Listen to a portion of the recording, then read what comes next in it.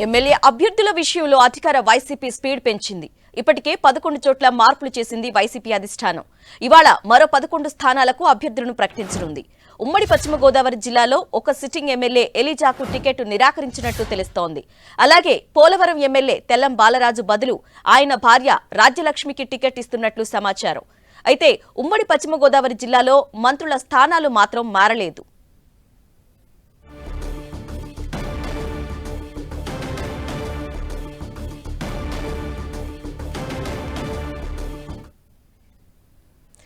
ఇక ఇప్పటికే 11 చోట్ల వైసీపీ స్థానాలు మార్పులు చేర్పులు చేసింది. మరి రెండో జాబితా ప్రకటించింది. సో ఈ ఉమ్మడి పశ్చిమ గోదావరి జిల్లాలో ఒక సిట్టింగ్ స్థానాలకు మాత్రం చేంజ్ చేసినట్లు తెలుస్తోంది. మరిన్ని వివరాలు మా ప్రతినిధి దుర్గా అందిస్తారు. దుర్గా,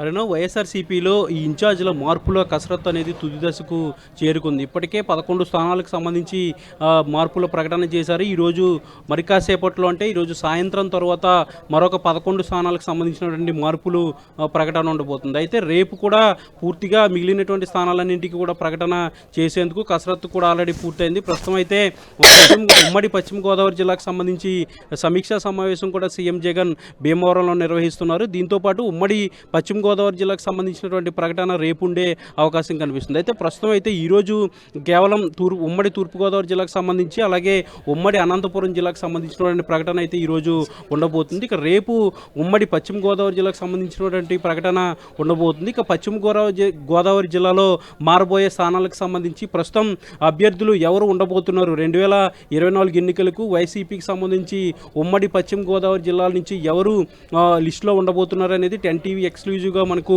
పేర్లతో సహా వేస్తున్నట్టుగా వేస్తుంది. అయితే ప్రస్తుతం 10 టీవీ స్క్రీన్ పైన కూడా పేర్లు కూడా మనకి కనిపిస్తున్నాయి. ఇందులో భాగంగానే నరసాపురం నియోజకవర్గానికి సంబంధించి ప్రస్తుతం సిట్టింగ్ ఎమ్మెల్యేగా ఉన్నటువంటి ప్రసాద్ రాజునే 2024 ఎన్నికల్లో కూడా కొనసాగించబోతున్నారు. ఇక భీమవరం నియోజకవర్గానికి సంబంధించి గ్రంథి శ్రీనివాస్నే మరోసారి సీఎం జగన్ కొనసాగించబోతున్నారు. ఇక పాలకొల్లు నియోజకవర్గానికి సంబంధించి ఈ నియోజకవర్గంలో 2019 ఎన్నికల్లో టీడీపీ గెలిచింది. అయితే ఇక్కడ వైసీపీ గత ఎన్నికల్లో ఓడిపోయింది కాబట్టి ఈసారి ఎలాగైనా సరే ఈ స్థానాన్ని దక్కించుకోవాలని ఒక టార్గెట్ని సీఎం జగన్ పెట్టుకున్నారు. ఇందులో భాగంగానే పాలకొల్లు నుంచి గుడాల గోపికి ఈసారి అవకాశం ఇవ్వబోతున్నట్టుగా సమాచారం అందుతుంది. ఇక ఉండి నియోజకవర్గం కూడా టీడీపీ గత ఎన్నికల్లో గెలుచుకుంది కాబట్టి ఆ నియోజకవర్గం నుంచి కూడా పీవీఎల్ నరసింహరాజును కొత్తగా బరిలోకి తీసుకురావాలని సీఎం జగన్ నిర్ణయించుకున్నట్టుగా తెలుస్తుంది. ఇక ఆచంట నుంచి మాజీ మంత్రి చెరుకువాడ శ్రీరంగనాథరాజును కొనసాగించబోతున్నారు. అలాగే తాడేపల్లిగూడెం నియోజకవర్గం నుంచి ప్రస్తుతం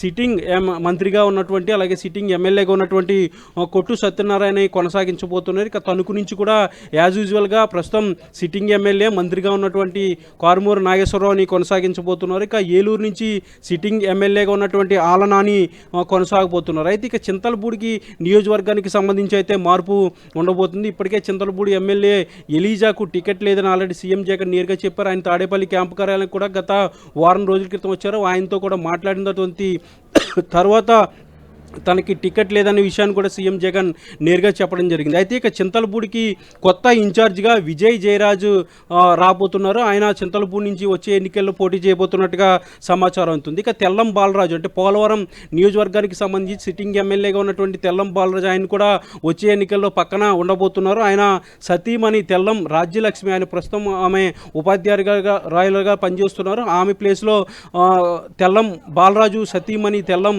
రాజ్యలక్ష్మి ఆమె బరిలో ఉండబోతుంది. ఇక నిడదవోలుకు సంబంధించి ప్రస్తుతం సిట్టింగ్ ఎమ్మెల్యేగా ఉన్నటువంటి శ్రీనివాసులు నాయుడే కొనసాగబోతున్నారు. ఇక దెంతులూరుకు సంబంధించి కూడా సిట్టింగ్ ఎమ్మెల్యేగా ఉన్నటువంటి అబ్బాయి చౌదరి ఆయన కొనసాగబోతున్నారు. ఇక గోపాలపురం నుంచి తలారి వెంకట్రావు, ఉంగుటూరు నుంచి ఉప్పాల శ్రీనివాసరావు వీళ్ళంతా కూడా కొనసాగబోతున్నారు. మొత్తం 15 నియోజకవర్గాలకు సంబంధించి అంటే ఉమ్మడి పశ్చిమ గోదావరి జిల్లాలో 15 నియోజకవర్గాలకు సంబంధించి కేవలం ఒక్క సిట్టింగ్ స్థానం మాత్రమే పూర్తిగా టికెట్ లేదని చెప్పాలి. ఎందుకంటే చింతలపూడి ఎలీజాకు టికెట్ లేదని ఆల్రెడీ సీఎం జగన్ చెప్పారు. ఆయనకి టికెట్ లేదు. ఆయన ప్లేస్లో విజయ్ జయరాజ్ అని కొత్త వ్యక్తి తెర మీదకి వచ్చిన పరిస్థితి. ఇక మరొక ఎమ్మెల్యే తెల్లం బాలరాజు ప్లేస్లో ఆయన సతీమణి తెల్లం రాజ్యలక్ష్మికి ఈసారి అవకాశం ఇవ్వబోతున్నారు తప్ప మిగతా అన్ని చోట్ల కూడా పాత వాళ్ళని కొనసాగిస్తున్నారు. మొత్తం ఉమ్మడి పశ్చిమ గోదావరి జిల్లాలో మొత్తం ఉన్నటువంటి 15 నియోజకవర్గాల్లో గత ఎన్నికల్లో 13 చోట్ల వైఎస్ఆర్సీపీ విజయం సాధించింది. 2 చోట్ల అంటే పాలకొల్లు, ఉండిలో టీడీపీ గెలిచింది. అయితే ఆ 2 స్థానాల్లో ఇద్దరు ఇన్ఛార్జిని ఆల్రెడీ కొనసాగుతున్నారు. వాళ్ళనే వచ్చే ఎన్నికల్లో కూడా పోటీ చేసే ఆలోచనలో సీఎం జగన్ ఉన్నారు. ఇక మిగిలిన అన్ని చోట్ల కూడా పాత వాళ్ళే కొనసాగుతున్నారు. కేవలం బాలరాజు ప్లేస్లో వాళ్ళ సతీమణి రాజ్యలక్ష్మి, అలాగే చింతలపూడి ప్లేస్లో ఎలిజా స్థానంలో ఎవరైతే విజయ్ జయరాజ్, ఈ ఇద్దరే మాత్రమే మారబోతున్నారు. ఇక మంత్రులు ఎవరైతే ఇద్దరు మంత్రులు కొట్టు సత్యనారాయణ అలాగే కార్మోని నాగేశ్వరరావు ఇద్దరు ఉన్నారో వాళ్ళిద్దరూ కూడా కొనసాగుతున్నారు. ఇలా ఉమ్మడి పశ్చిమ గోదావరికి సంబంధించి అభ్యర్థుల లిస్ట్ అయితే 10 టీవీ ఎక్స్క్లూజివ్గా ప్రచారం చేస్తుంది. ముఖ్యంగా సీఎం జగన్ కూడా ఉమ్మడి పశ్చిమ గోదావరిపై ఫోకస్ పెట్టారు. ప్రస్తుతం భీమవరం పర్యటనలో ఉన్నటువంటి సీఎం జగన్ అక్కడ స్థానికంగా ఉన్నటువంటి ఉమ్మడి పశ్చిమ గోదావరి జిల్లాకు సంబంధించినటువంటి అందరూ ఎమ్మెల్యేలు, మంత్రులు, ఎమ్మెల్సీలు అలాగే ముఖ్య నేతలందరితో కూడా సమీక్ష కూడా నిర్వహించారు. పార్టీలో మార్పులకు సంబంధించి ఆల్రెడీ సమాచారం కూడా ఇచ్చారు. ఎందుకంటే పశ్చిమ గోదావరి జిల్లాలో పెద్దగా మార్పులేమీ లేవు, కేవలం 2 చోట్ల మాత్రమే మార్పులు ఉన్నాయి. కాబట్టి మిగిలిన వాళ్ళంతా కూడా కలిసి పనిచేయాలి. గత ఎన్నికల్లో 15కి 13 సీట్లు సాధించాం, ఈసారి 15 సీట్లు సాధించాలన్న టార్గెట్ని సీఎం జగన్ నేతలకు ఇచ్చినట్టుగా సమాచారం అవుతుంది. ఏదైనప్పటికీ కూడా మార్పులు చేర్పులకు సంబంధించినటువంటి కసరత్తు అంతా కూడా పూర్తయింది. ఇప్పటికే 11 స్థానాల్లో మార్పులు ప్రకటించారు. మరి మరొక 11 స్థానాలకు సంబంధించినటువంటి ప్రకటన ఈరోజు సాయంత్రం ఉండబోతుంది. మిగిలిన స్థానాలు కూడా పూర్తిగా రేపు ప్రకటించబోతున్నారు. మొత్తానికి 1వ తారీఖు నుంచి కొత్త అభ్యర్థులు ప్రజల్లోకి వెళ్లేలా ప్రణాళికనైతే సిద్ధం చేసినట్టుగా సమాచారం అందుతుంది. Aruna. Okay Durga, thank you.